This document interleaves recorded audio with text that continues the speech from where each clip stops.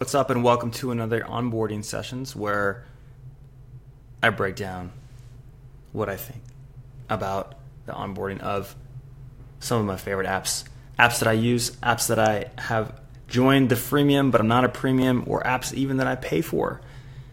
And that's what we're talking about when we talk about onboarding. Anything from sign up, from free or free trial, all the way to the moment that I pay for your product or service. So today we're talking about Pinecast. Now, Pinecast is pretty interesting because for my money, it's one of the best out there in terms of providing a place not only to create your podcast episodes, but also to go ahead and distribute those. So I'm just going to give you a quick run through of how I use it. You can check out the Diplomacy podcast over here.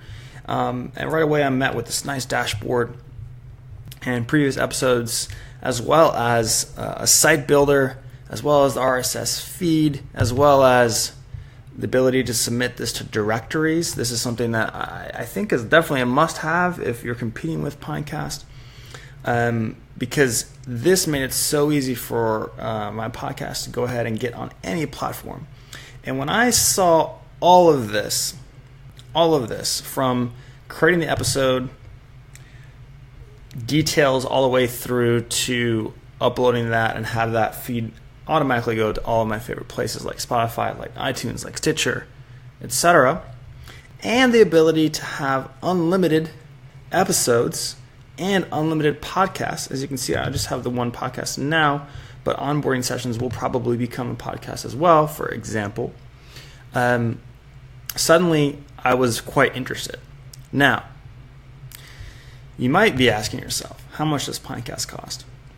And Pinecast costs $5 per month for all of that. For my money, that's pretty incredible value, and that's a pretty good way to get someone to go from freemium to premium. I think the time from me seeing this website and service to going premium was about 20 minutes. So what we can also see is they have this add-on piece, right? So they know that $5 is that entry point, and now they're going to try to upsell me.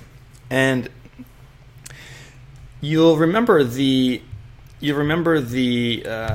analytics dashboard over here, which I do love because it definitely shows me how my podcasts are doing by episode, and you can also go ahead and see that, okay, I want to know where my people are listening to, what the top episodes are. Once I have 50, 100, or even hundreds of episodes, that's going to be probably something useful to see as I decide what my later podcasts are going to be about. So I'm pretty interested to think about that for the future. But also, we have add-ons like the ability to make certain episodes put behind a paywall, right? So right now I can collect tips, but I won't be able to put that behind a paywall so far. So we have the Pro Analytics. We also have the ability to add a team, hi-fi, as well as this growth add-on to make those episodes go behind a private tip jar. I'm very curious about what this is. Make episodes become private for tip jar subscribers automatically. I see. So I can have a private community where I'm sharing, my latest stuff, and I can make that automatically happen for all of my subscribers in my tip jar. Okay, so it's very interesting. And also, by the way, they make it easy to cancel. I actually have come to appreciate companies that make it easy to cancel. And while counterintuitive, at least for my appetite, when you make it easy for me to cancel, I might cancel, but I also remember you and think of you fondly. And occasionally I'll come back, and I'll probably more likely recommend you because you made it easy to cancel. So something to think about as well. It's easy to hide behind, you need to email this person or so-and-so to make the cancellation. But for my personality, it's better to be upfront about how to do that. If your product's good enough, it shouldn't matter. So I think I'm giving Pinecast an A for their overall onboarding, because it was very, very quick for me to make a podcast. As you can see, this is how it looked like when I was first joining. I was just importing from elsewhere. Interesting. I was not importing from elsewhere.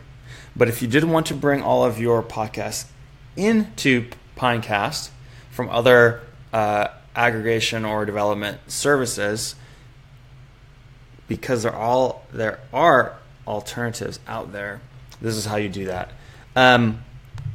But in the beginning, I was starting from scratch and creating the episode as such. And this is where you saw me create a website and so on. So very, very quick to creating my first podcast. I think I did it in less than 20 minutes, including recording my first podcast, which I did over in Zencastr. So this worked really smoothly into my workflow, and I was happy to pay that $5. So from an onboarding standpoint, really, really solid. And from how would you get me to pay? You would do exactly what they did here. Provided me the website builder to showcase that podcast, but also the quick distribution to all of those services, Stitcher, iTunes, so forth. With that, I'm pretty happy with Pinecast. I mean, look at this smile. I'm pretty happy with it. With that, I'll see you in the next episode of Onboarding Sessions. Take care.